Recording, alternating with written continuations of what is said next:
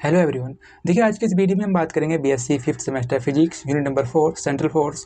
इससे पहले हमने यूनिट नंबर 3, 2, 1 डिटेल में इनको डिस्कस किया, राइट। देखिए ये जो सेंट्रल फोर्स यूनिट है ये सबसे ज़्यादा इंपॉर्टेंट यूनिट है, सबसे ज़्यादा प्रश्न पूछे जाते हैं, चाहे वो लॉन्ग हो या शॉर्ट हो। इसलिए जो सेंट्रल फोर्स यूनिट है इससे पहले हम इसके जो टॉपिक हैं उन पर जाएँ। मैं चाहूँगा कि एक बार हम प्रीवियस ईयर प्रश्नों को एक बार देख लेते हैं, किस टाइप के प्रश्न पूछे गए हैं, ताकि हम कनेक्ट कर पाएँ, राइट। पढ़ने में हमको मज़ा आए कि हम क्यों ये यूनिट पढ़ रहे हैं और क्यों वाकई ये इंपॉर्टेंट है। तो सबसे पहले हम आज इसके प्रीवियस ईयर प्रश्नों को देखेंगे जो पिछले 10 साल में पूछे गए हैं, और जो मैंने अलग अलग यूनिवर्सिटी के जो इंपॉर्टेंट प्रश्न हैं उनको यहाँ पर इकट्ठा किया। So let's start the video. देखिए सेंट्रल फोर्स में सबसे ज़्यादा जो इंपॉर्टेंट प्रश्न है वो आता है डिफाइन सेंट्रल फोर्स। सबसे आसान प्रश्न और चैप्टर का नाम भी है सेंट्रल फोर्स। तो सबसे पहला प्रश्न है डिफाइन सेंट्रल फोर्स। दूसरा प्रश्न है so that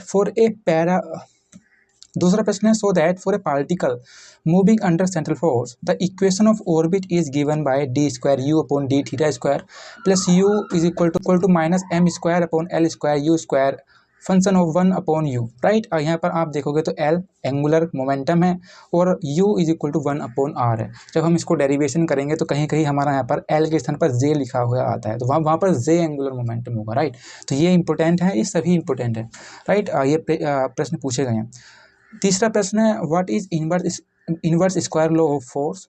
define Kepler's laws of planetary motions. Kepler's laws of planetary motions तो सही में सबसे ज़्यादा इंपॉर्टेंट है, और अगर आपको कुछ नहीं पढ़ना है इस चैप्टर में से तो define Kepler's laws of planetary motion, जो 3 नियम है वो तो आपको पढ़ने ही होंगे, राइट।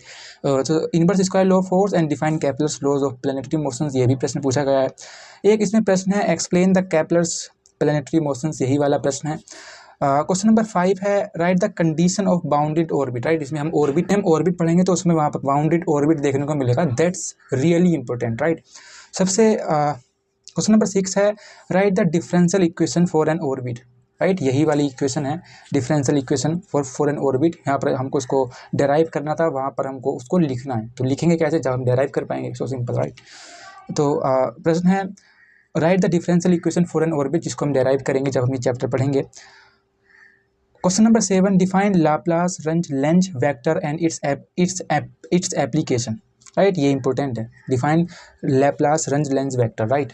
क्वेश्चन नंबर 8 है obtain the equation of motion for particle undergoing A central force, that's also, right. ये प्रश्न कई बार पूछे गए हैं। Obtain the equation of motion for particle undergoing A central force, इसको हम ऑब्टेन करेंगे जब ये चैप्टर हम पढ़ेंगे। Question number 9 what is inverse square law force, right. ये ऊपर भी था। क्वेश्चन नंबर 10 अगेन ये वही प्रश्न है, इस बार इसका फिजिकल सिग्निफिकेंस भी पूछा है, राइट। तो हम फिजिकल सिग्निफिकेंस भी देखेंगे। क्वेश्चन नंबर 11 है व्हाट इज एरियल वेलोसिटी।